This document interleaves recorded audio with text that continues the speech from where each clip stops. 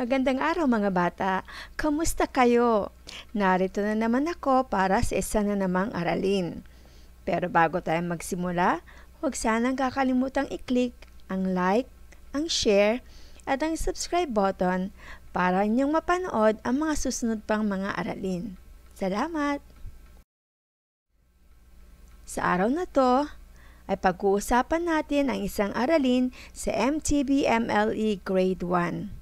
Pagtukoy sa mga salitang magkasing tunog. Sa araling ito ay malalaman ninyo ang mga salitang magkasing tunog o magkatugma.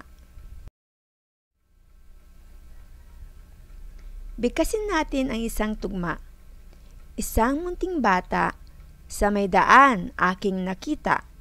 Bitbit niya ay maliit na buslo, puno ng matamis na mabolo. Pansinin ang tunog sa hulihan ng mga salita. Bata, nakita, buslo, mabolo. Ano ang napansin niyo sa mga salita, mga bata? Tama, magkakapareho ang hulihang tunog ng mga salita. Magkapareho ang hulihan ng bata at ang nakita, ganun din ang buslo at ang mabolo. Narito ang ilan pang pares ng mga salitang magkatugma o magkapareho ang tunog sa hulihan. Basahin natin. Saya, taya, dalaga, daga, bulak, hatak, ulan, unan, rosas, kwintas, itlog, ilog, damit, gamit.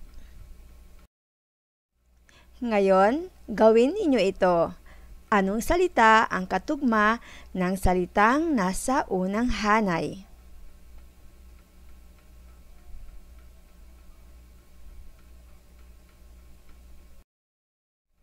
Tama ba ang inyong sagot? Tignan natin.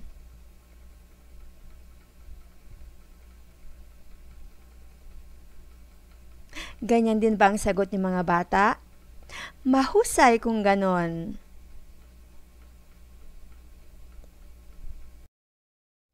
Basahin natin. Bukid, pawid, dilaw, ilaw, dagat, balat, lapis, atis, payong, bayong. Ngayon naman, hanapin ang dalawang salitang magkatugma sa bawat bilang.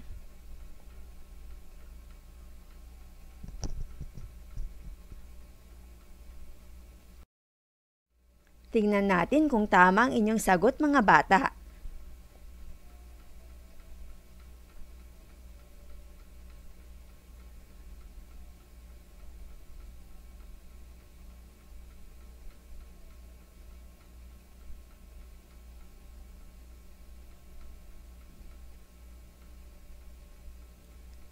Ganyan din ba ang inyong sagot? Mahusay kung ganon. Tandaan, ang mga salitang magkasing tunog o magkatugma ay magkapareho ang tunog sa hulihan. Hanggang sa muli, mga bata. Paalam!